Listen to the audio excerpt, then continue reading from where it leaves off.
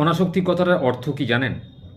অনেকে মনে করেন যে অনাসক্তি মানে হলো কোনো কিছু প্রতি আসক্তি না রাখা। আমাদের দেশে যত সাধুসন্ত মহারাজরা রয়েছেন তারা কি করে জীবন কাটান? তারা কি অনাসক্ত হয়ে জীবন কাটান? তো তারা কি জীবনে কোনো রূপরস গন্ধ উপভোগ করেন না? আমি আজকে সেই নিয়ে কিছু কথা বলতে এলাম।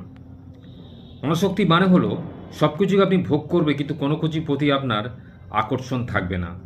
অর্থাৎ আপনি মন থেকে চাইবেন যেটা সেটাই পাবেন, কিন্তু সেটাকে আপনি চিরস্থায়ী বলে মনে করবেন না। অর্থাৎ সেটা যদি আপনার জীবন থেকে চলেও যায় তার জন্য আপনি বিন্দুমাত্র বিচলিত বা দুঃখ ভোগ করবেন না। এটাই মানে হচ্ছে অনাসক্ত হয়ে থাকা। আপনার চারপাশে প্রচুর মায়ার বন্ধনে আমরা রয়েছি। এই মায়াকে কাটিয়ে আমাদের জীবনযাপন করতে হচ্ছে, বা মায়ার বন্ধনে রয়েছি আমরা বলেই আমাদের জীবনটা কখনো সুখ, কখনো দুঃখ, কখনো বেদনা, কখনো কান্না, কখনো হাসি ইত্যাদি নিয়ে আমরা থাকি। জীবনে যেগুলো আপনারা ভোগ করেন চারপাশে, অর্থাৎ যে যে খাবার খান, যেখানে যেখানে যাচ্ছেন, যে জিনিসগুলো আপনি ব্যবহার করছেন, সেগুলো আপনার জীবনে কতটা গুরুত্বপূর্ণ সেটা আপনি বুঝতে পারছেন, কিন্তু বুঝতে পারা সত্ত্বে আপনি কিন্তু সেগুলোর প্রতি বেশি আকৃষ্ট হচ্ছেন না। অর্থাৎ সেগুলো যদি আপনার জীবন থেকে চলেও যায় তাহলেও কিন্তু আপনি বিচলিত হবেন না। এটার নামই হচ্ছে অনাসক্ত হয়ে থাকা। অর্থাৎ সব কিছু আপনি ভোগ করবেন, অথচ কোনো কিছু যে চিরস্থায়ী নয় সেটা আপনি খুব ভালো রকমভাবে বুঝে গেছেন। সেটা যদি আপনার জীবন থেকে চলে যায় তার জন্য আপনি বিন্দুমাত্র দ্বিধাবোধ না করে আপনি আপনার কর্তব্যেতে অচল বা অবিচলিত থাকবেন এবং একজন সাধুর ন্যায় জীবনযাপন করবেন। এর নামই হচ্ছে অনাসক্ত হয়ে থাকা।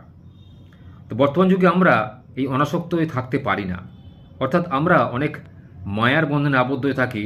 প্রিয়জনের দুঃখ বেদনা, প্রিয়জনকে ছেড়ে যাওয়া দুঃখ বেদনা, অর্থাৎ যদি আমাদের বাড়িতে কেউ মারা যান তার জন্য আমরা প্রচুর কান্নাকাটি করিতে, কেন মারা গেল, কেন এত তাড়াতাড়ি মারা গেল, তার তো এই সময় যাওয়ার কথা ছিল না। বা কোনো ব্যক্তি যদি আপনার জীবন থেকে চলে যায় হঠাৎ করে, আপনি অনেক বিচলিত হয়ে পড়েন যে কেন সে আপনার জীবন থেকে চলে গেল। এই আজকালকার দিনে যে প্রেমিক প্রেমিকাদের মধ্যে প্রেম ভেঙে যাচ্ছে, কেন? তারা অনেক একে অপরকে দোষারোপ করে, কেন চলে গেল, তার তো যাওয়ার কথা ছিল না। এটা কিন্তু মনের ভুল ধারণা। যার চলে যাওয়ার কথা সেটা কিন্তু পূর্ব নির্ধারিত। কেউ নিজে থেকে বা জোর করে এটা করতে পারে না। জানবেন আপনার জীবনে যেটা হচ্ছে, জানবেন সেটা পূর্ব নির্ধারিত, আর যা হবে সেটাও কিন্তু পূর্ব নির্ধারিত। প্রতিটা ব্যক্তির জীবন কিন্তু আলাদা আলাদা, আলাদা আলাদাভাবে ভগবান আমাদের জন্য পরিকল্পনা করে রেখেছেন। তাই কোনো কিছু আপনার জীবনে হঠাৎ করে হয়েছে বা হঠাৎ করে হচ্ছে, বা এটা আপনার আগে হওয়ার কথা ছিল না এখন হচ্ছে, এটা ভাবাটা সম্পূর্ণ ভুল। কারণ মানুষের জীবনে যা কিছু ঘটে সেটা কিন্তু সবটাই ঈশ্বরের আদেশ মতো ঘটে।